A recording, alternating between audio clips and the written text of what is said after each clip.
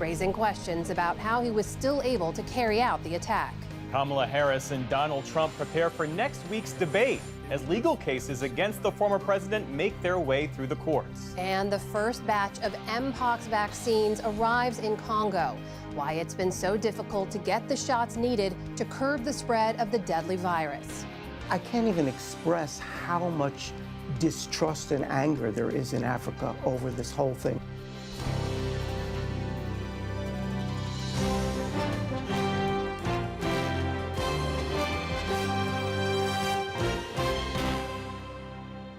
Major funding for the PBS NewsHour has been provided by a law partner rediscovers her grandmother's artistry and creates a trust to keep the craft alive. A Raymond James financial advisor gets to know you, your passions, and the way you enrich your community. Life well planned. On an American Cruise Line's journey along the legendary Mississippi River, travelers explore Civil War battlefields and historic riverside towns. Aboard our fleet of American riverboats, you can experience local culture and cuisine and discover the music and history of the mighty Mississippi. American Cruise Lines, proud sponsor of PBS NewsHour.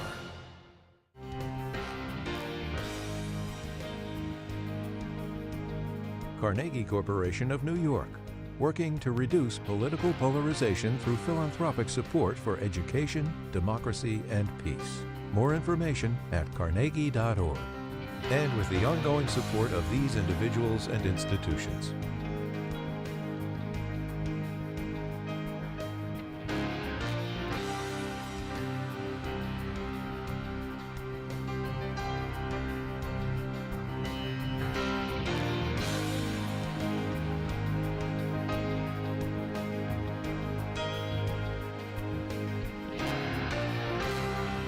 This program was made possible by the Corporation for Public Broadcasting and by contributions to your PBS station from viewers like you. Thank you. Welcome to the NewsHour. Georgia is mourning the lives of 4 people killed in a high school shooting yesterday. 9 others were injured. Today, reports of the 14-year-old suspect's past run-ins with law enforcement raised even more questions about his motive, how he got access to a gun, and how potential warning signs went unaddressed. At Appalachia High School, some students returned today to grieve at a makeshift memorial. A quiet mourning after yesterday's tragedy. Bless us and walk with us each day as we go forward. The community gathered for a vigil last night after a 14-year-old student opened fire outside his algebra classroom. 4 people, 2 students and 2 teachers, were killed. Those who survived still processing what they'd witnessed hours earlier. You could hear gunshots like just ringing out through the school, and like you're just wondering like which one of those is going to be somebody that you're like best friends with or somebody that you love. I still don't believe this is real. Like, I knew a girl that got shot in her leg, and it really broke me because she was like a sister to me, and I don't know how to react to it. Students recounted ducking for cover in their classrooms as gunshots rang through the hallway. Within minutes, officials say, the shooter surrendered to school resource officers. Questions remain about how the teenage gunman obtained an assault-style rifle, as more information emerges about his past encounters with law enforcement. In May 2023, the FBI traced online posts from an individual threatening to shoot up a middle school, according to multiple news reports.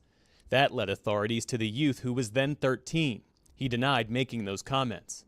His father insisted his son did not have access to hunting guns kept inside their house.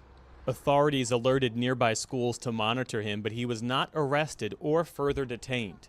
In a home search yesterday, according to the New York Times, police found evidence that the gunman was, quote, obsessed with the 2017 school shooting in Parkland, Florida.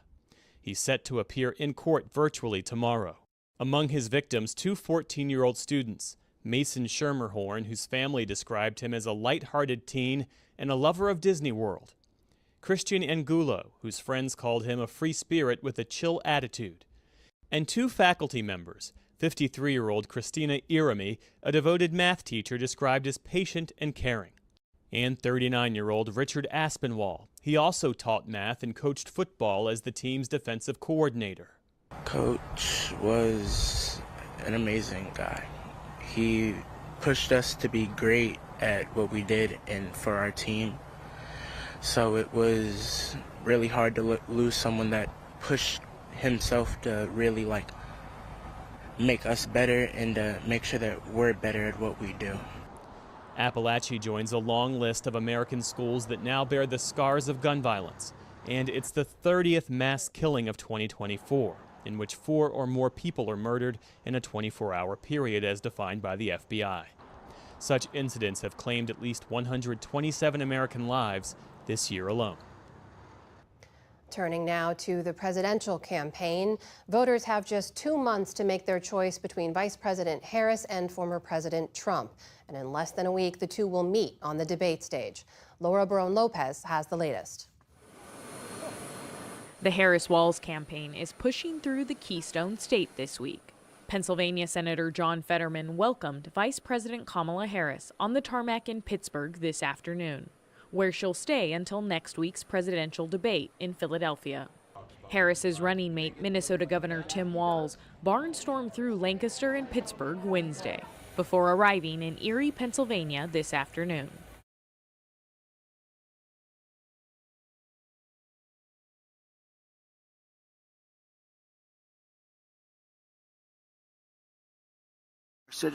Meanwhile, former President Donald Trump was in his hometown to speak to the Economic Club of New York. We have to take care of our own nation and her industries first. He boasted about his administration's economic policies, and without evidence blamed undocumented migrants for taking jobs from Black and Hispanic Americans. African Americans and Hispanic American jobs are under massive threat from the invasion taking place at our border. They're taking the jobs of Hispanic Americans, African Americans, and nobody talks about it. In a Fox News town hall last night, Trump compared himself to Hungarian Prime Minister Viktor Orban, who has been criticized for authoritarian and anti-democratic policies. That was the question they asked Viktor Orban, who's really considered a very strong. They said he's a strong man. Sometimes you need a strong man.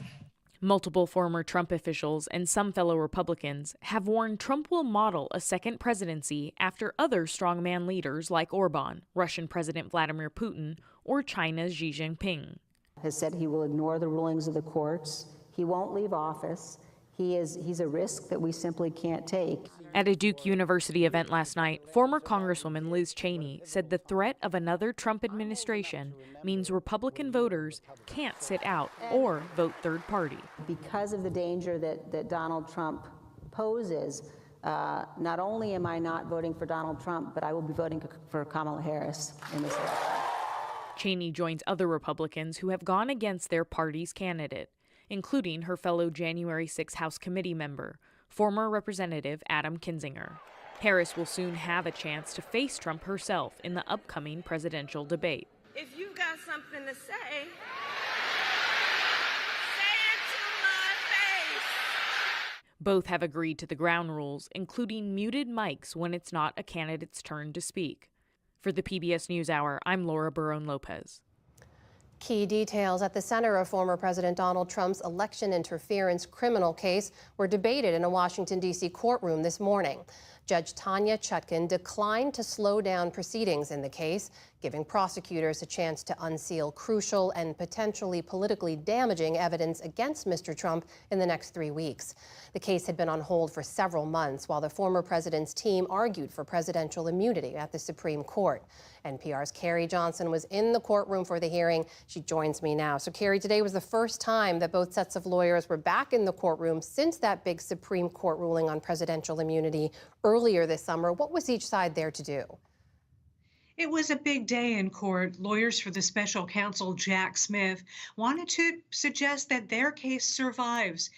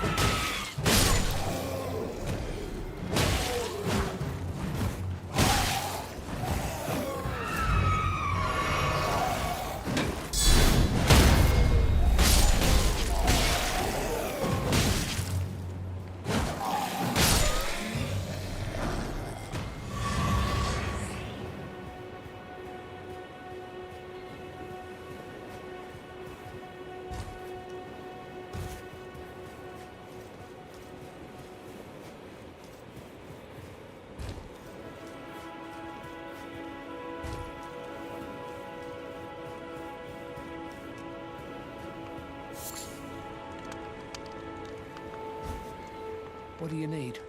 I don't want...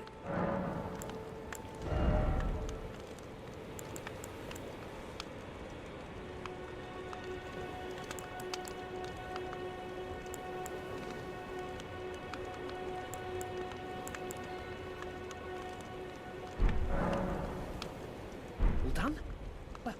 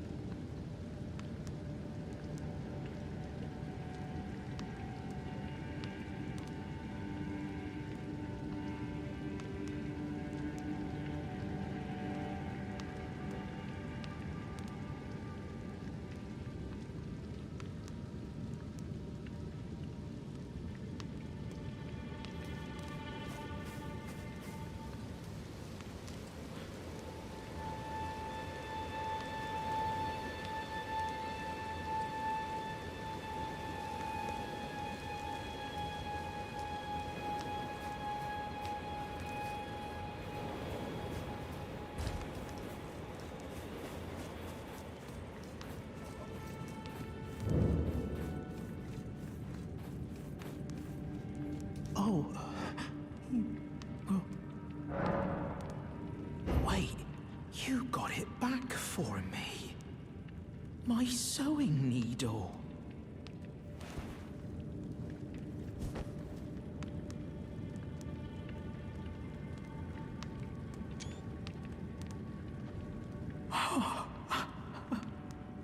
What made you go and do a thing like that? My mum was a seamstress, and that sewing kit was all I had to. I always wanted to be just like sweet old mum. Then I suppose I can't just curl up and die, can I? Thank you. You're very kind. I always wanted to be a seaman. Then I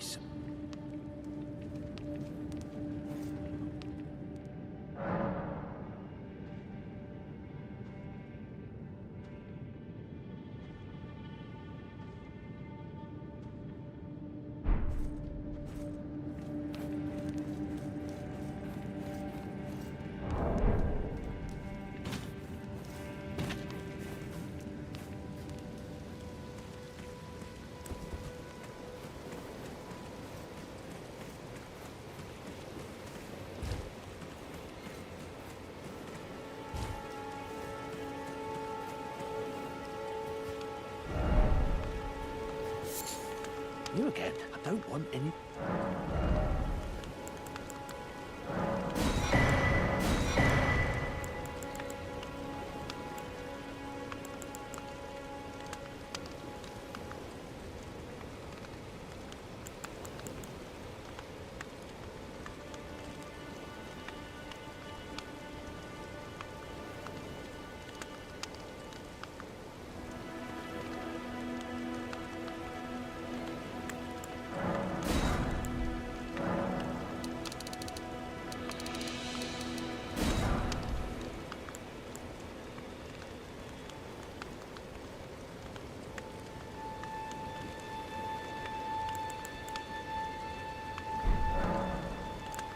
Done?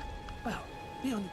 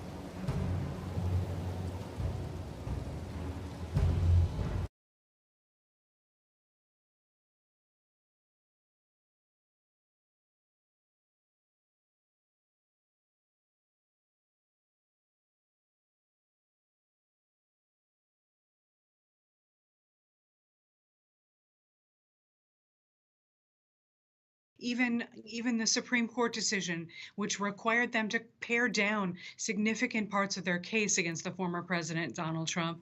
And they want to file a brief by the end of this month explaining why Trump should continue to face these charges and why he was acting in his personal capacity or his capacity as a political candidate, and not in his capacity as president of the United States when he attempted to cling to power in late 20 and early 2021, right around the time of the January 6th insurrection.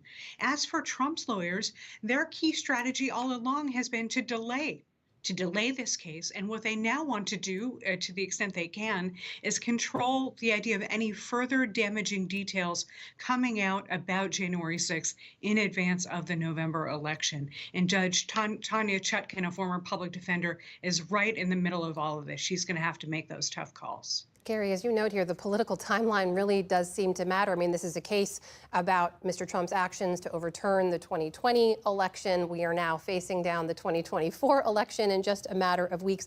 Did that political timing come up at all today?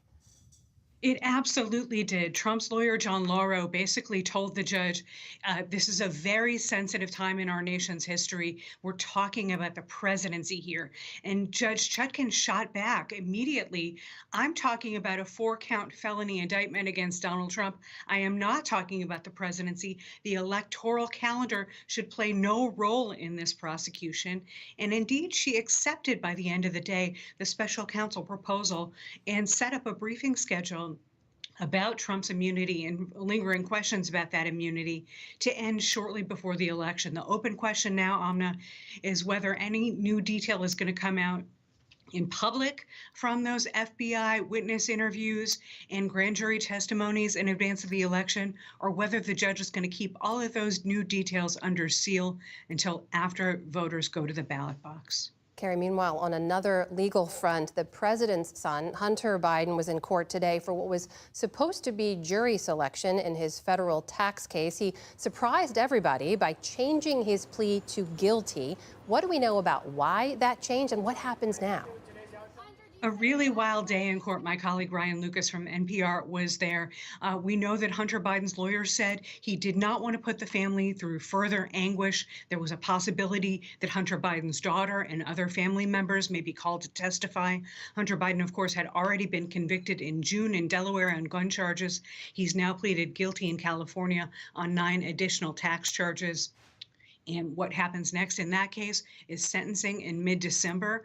The current president, Joe Biden, maintains he will not pardon his son. We'll have to see what happens after the sentencing in California and after the election. In the minute or so I have left, I want to take you back to that Trump case I know you were following, because you did report that one of the biggest legal battles ahead will involve former Vice President Mike Pence. Why? This is a huge issue because the Supreme Court left open the idea that Trump could be immune from prosecution for conversations with his vice president, Mike Pence. Prosecutors are going to have to show they've overcome that high burden. They want to say that Trump was pressuring Pence in his role as president of the Senate with respect to the counting of the electoral votes in 2020 and early 2021, not in his role as president and involving executive power. And that is going to be a major fight moving forward in this Donald Trump January 6th case in D.C. That is NPR's Carrie Johnson joining us tonight. Carrie, thank you. Always good to see you. Thank you.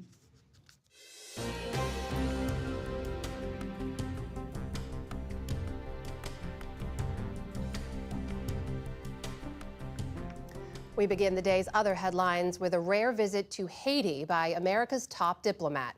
Secretary of State Antony Blinken is the highest-ranking U.S. official to visit the Caribbean nation since 2015. Blinken met with top officials just a day after Haiti's government extended a state of emergency to the entire country. He said that Haiti has taken critical steps towards organizing elections next year. Haiti last held elections in 2016, and officials blame ongoing gang violence and political upheaval for the delay in a new vote. Gangs currently control about 80% of the capital of Port-au-Prince. Ukraine has a new top diplomat amid a broader shakeup of President Volodymyr Zelensky's government. Andriy Sybiha is taking over as foreign minister. The former ambassador to Turkey will be tasked with pushing Ukraine's Western allies for continued support in its fight against Russia. His appointment follows the resignation of 5 top officials as Zelensky seeks to bring, quote, new energy to the war effort. For his part, Russian President Vladimir Putin told an economic forum today that Ukraine's recent incursion into Russia's Kursk region has been a misguided effort. Our armed forces have stabilized the situation and have begun to gradually push it out of the border areas. By transferring their fairly large and well-trained units to our border areas, the enemy has weakened itself in key areas, and our troops have accelerated offensive operations. Separately, the Justice Department has charged a former advisor to Donald Trump's 2016 campaign for work he did for a sanctioned Russian TV network. Authorities say Dmitry Simes and his wife accepted more than $1 million from Russia's Channel One since 2022 and then laundered the proceeds. Simes also made frequent TV appearances in the U.S. over the years, including on this program. If convicted, they could face up to 20 years in prison. An Olympic marathon runner has died after a domestic violence attack in which her partner doused her with gasoline and set her on fire. A police official in Kenya, where Rebecca Cheptegei trains, says that the attack happened during a disagreement over land on Sunday. Friends of Cheptegei note that this isn't the first tragedy to affect female athletes in Africa. I can say we are still in shock and we are in pain, especially as athletes. And this thing happening in Kenya, this is the second time an athlete is being attacked. Now it has come to Rebecca, so we are not happy. Cheptegei competed in the Paris Olympics less than a month before she was killed, finishing in 44th place. Rebecca Cheptegei was 33 years old. Here in the U.S., FBI agents have reportedly searched the homes this week of at least 3 top deputies to New York City Mayor Eric Adams. They're said to include the Deputy Mayor for Public Safety, Philip Banks, Timothy Pearson, who advises the mayor on public safety, and Sheena Wright, the first deputy mayor seen here with the mayor last year. The searches are the latest legal trouble for Mayor Adams. Last year, federal agents seized his phones and iPad in relation to a corruption investigation into campaign financing. Adams has denied any wrongdoing. Sky-high temperatures are suffocating the West Coast, triggering heat warnings from Washington state to Southern California. And things are only heating up. Tomorrow, Los Angeles is expected to see its hottest day in 4 years, with some areas reaching 118 degrees. The heat has also sparked wildfire warnings. One blaze has already burned through more than 3,000 acres just north of Lake Tahoe. Hundreds of residents were ordered to evacuate the area.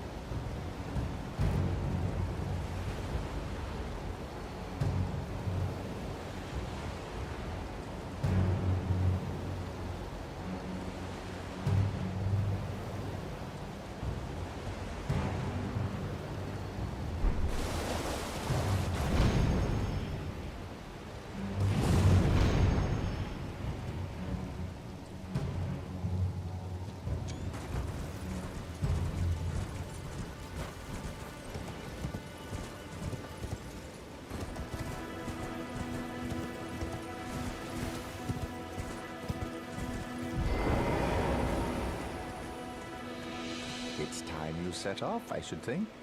To Castle Storm if you seek. It's to castles if you seek the Elden. It's time you set off, I should think. To castles if you. It's time you set off, I should think. To castle if you.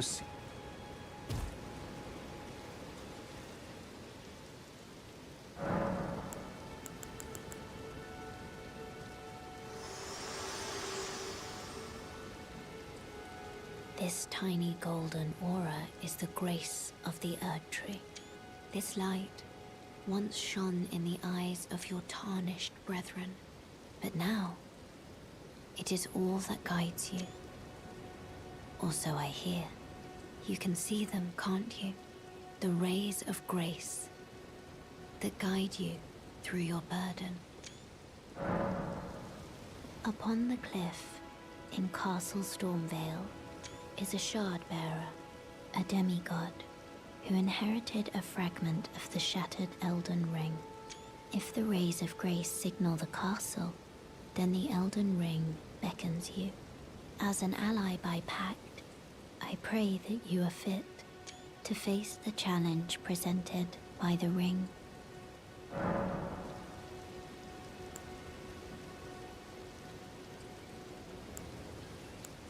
Shall I turn your runes? Let my hand rest upon you. For but a moment, share them with me. Your thoughts, your ambitions, the principles you would follow.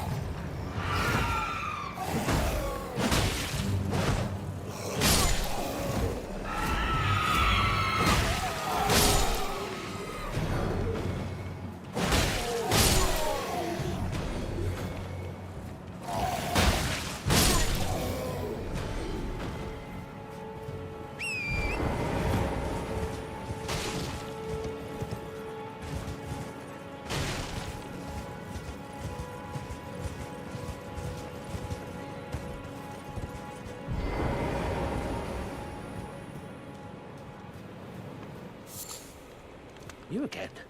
I don't...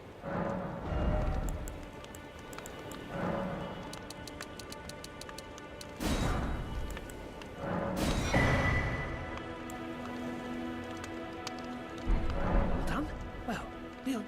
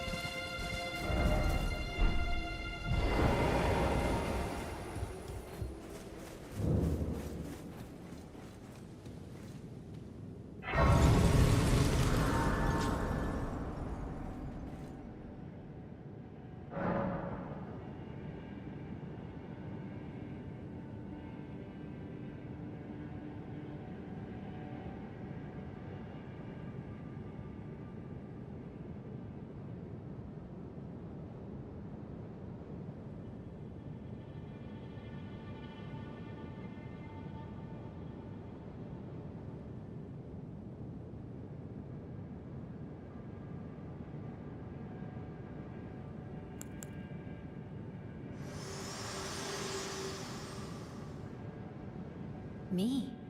I'm searching for my purpose, given to me by my mother inside the Erd Tree, long ago, for the reason that I yet live, burned and bodiless.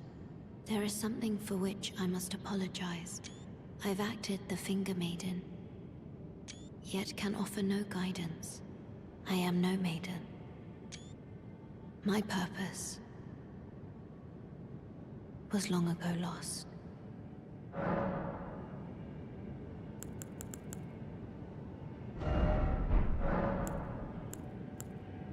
Shall I turn your runes? Let my hand rest. Share them with me. Your thoughts, your ambitions, the principles you...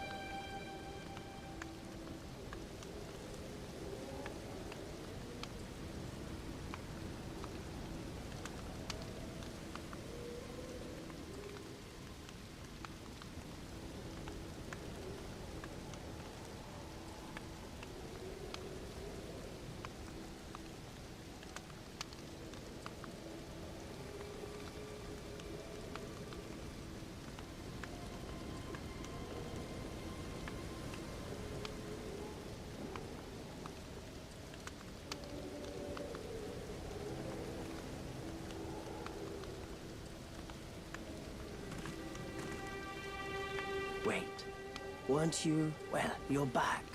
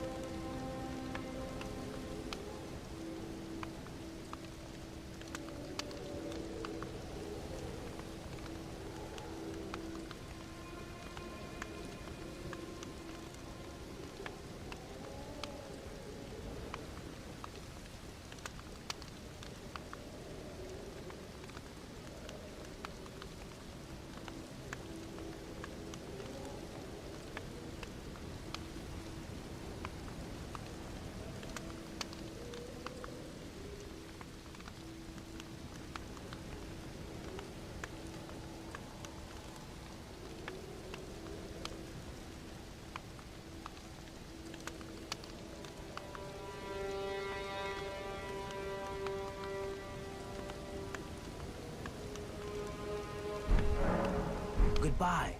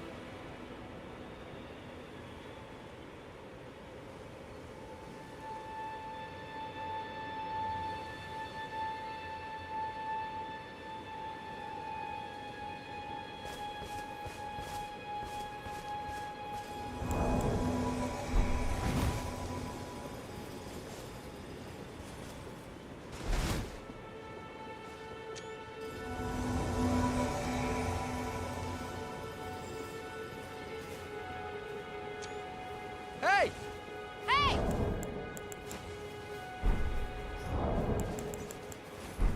Hey!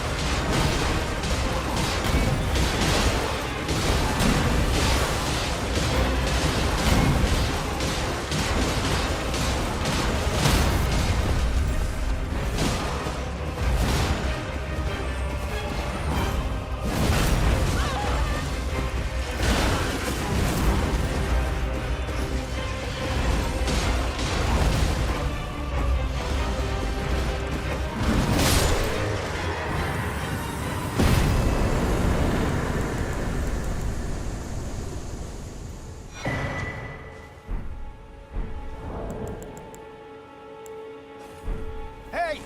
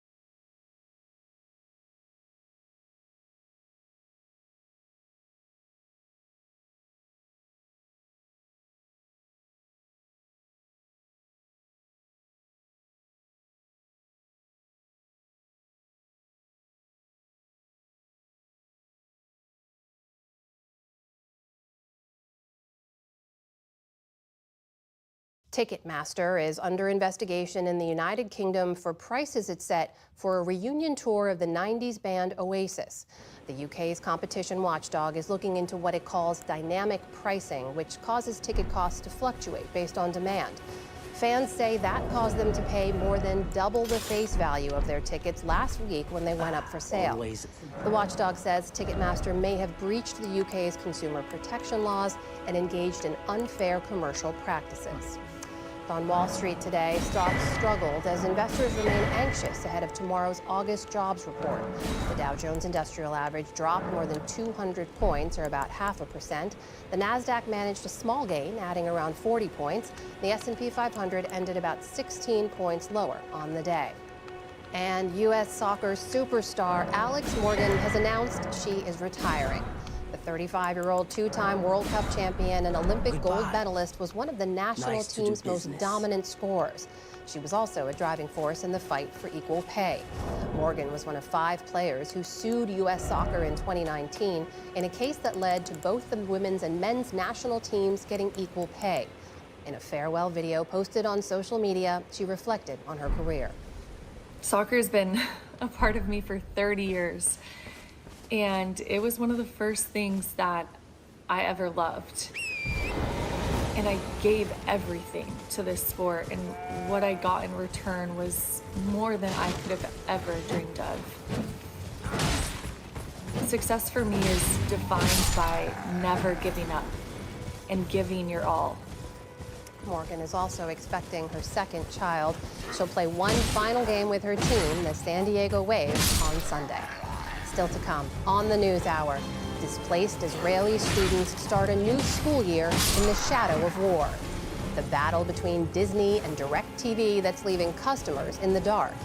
And Team USA's Olympic success gives some lesser-known sports a big boost. This is the PBS NewsHour from WETA Studios in Washington and in the West from the Walter Cronkite School of Journalism at Arizona State University. The